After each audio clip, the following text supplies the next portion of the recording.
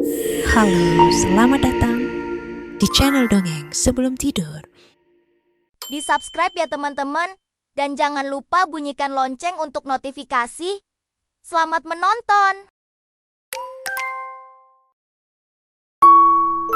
Di sebuah gunung yang tinggi, ada sebuah batu raksasa yang ajaib. Batu itu menyerap sinar matahari, bulan, dan bintang selama ribuan tahun. Hingga pada suatu hari, cerak, batu itu pecah. Dan keluarlah seekor kera yang nakal, melompat-lompat dengan lincah. Dialah Sun Wukong. Tidak lama berselang, Wukong bertemu dengan kera-kera lainnya. Dan Wukong memutuskan untuk bersama dengan kelompok kera ini. Mereka selalu bermain setiap hari dan selalu bersama.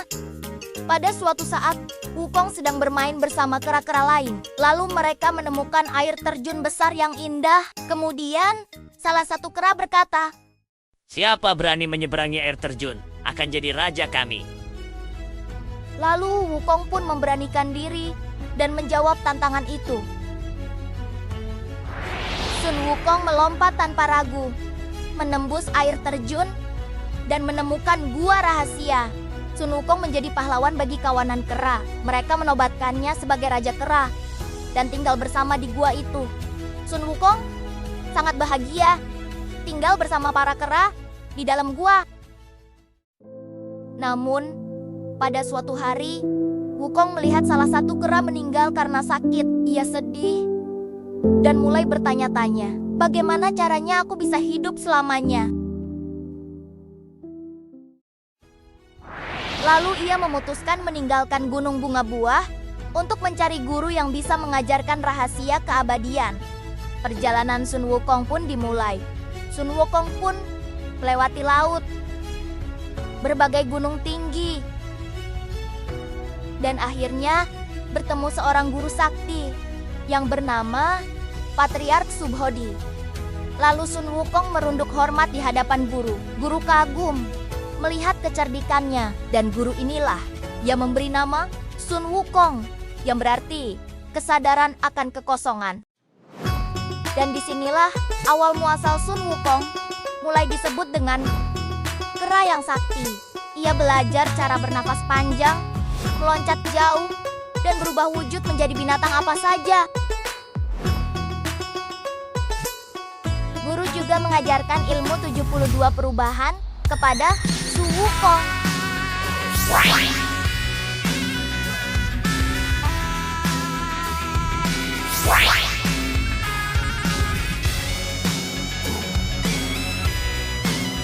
Lalu setelah sekian lama, akhirnya guru pun mengajarkan cara memanggil awan terbang yang bernama Jin Do Yun. Sun Wukong sangat senang karena telah menguasai teknik yang sangat ia dambakan.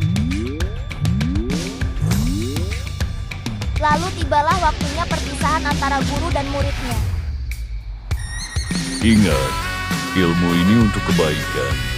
Jangan digunakan sembarangan. Baik, guru, aku akan menjaga ilmu ini. Dan itulah dialog terakhir mereka. Lalu Sun Wukong pergi meninggalkan tempat itu. Walau di dalam hati Sun Wukong sangat sedih karena harus meninggalkan gurunya.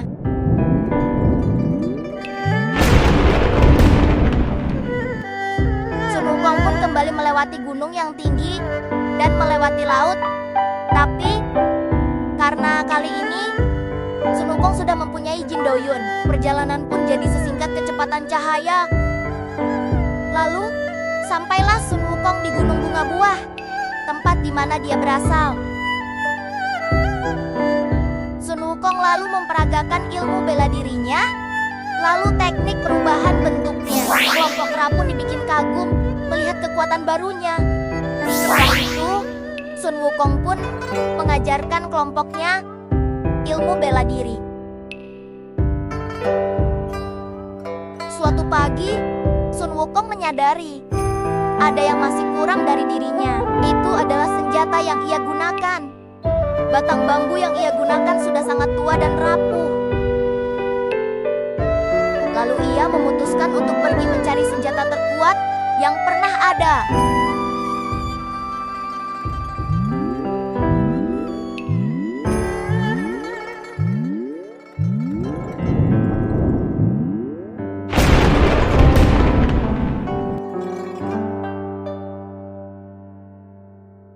Petualangan Sun Wukong belum berakhir.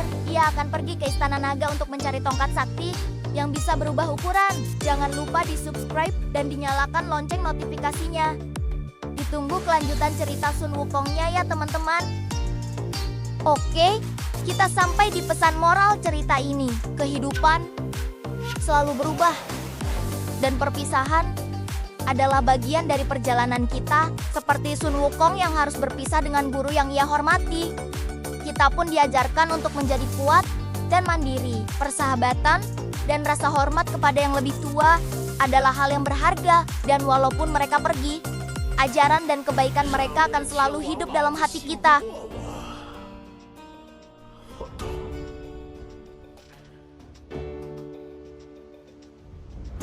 小子带些虾兵蟹将过来虚张声势，又想唬我回去做神仙。我也懂。